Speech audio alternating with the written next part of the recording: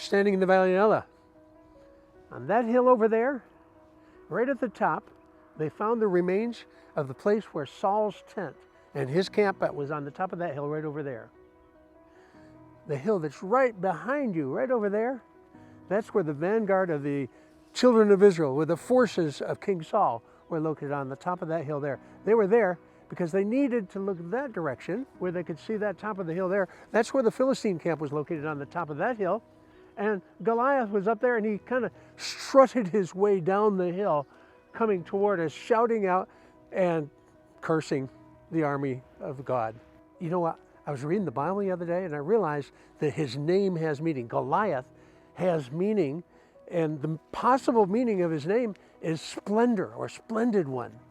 And so he was splendid. He was huge. He had amazing armor. He sparkled in the sunshine. He was gorgeous. He was massive. He was the epitome of the Greek warrior of that day. Of course, he wasn't Greek. The Philistines were proto-Greeks. And here he is over on the hill over here, and he shouts out, and he curses the Israelites, and he claims that the Israelites are of no value, and everything he does is a curse against God and the God of Israel. And David heard that, and he said, no. And so David said, I'll take him. Well, his brothers were not happy about that. So David he was inquiring, what's the reward? I want to know what the reward is, because I'm going to take him. And you know what? He just didn't receive a good audience on that. But then he went over to the camp of Saul, which is on the hill over there. And Saul said to him, you want to go for it?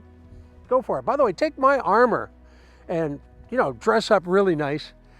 Yeah, I think Saul was thinking, if he takes my armor and he does succeed, everybody's going to think it was me that did it.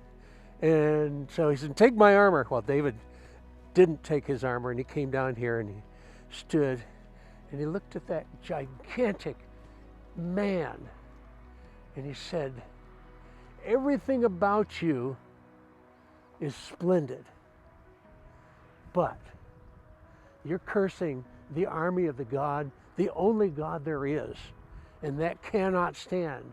And I'm going to feed you to the birds. I'm going to take you away from this reality. You're not going to stand and make these kind of curses, because my God is bigger than anything in this world.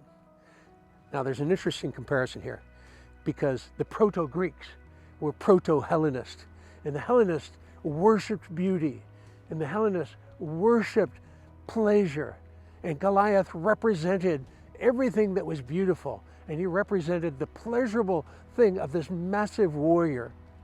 And David represented one thing. He said, it's all about God. It's only about God. God is the only thing that we care about. So David picked up 5 stones and he marched out to battle with nothing as far as armor is concerned, except the whole armor that is his faith in God. David slung the sling and down he goes. David didn't even have a sword with him, but he did borrow Goliath's, and he kept it with him for the rest of his life. In fact, he stole Goliath's armor. I love it.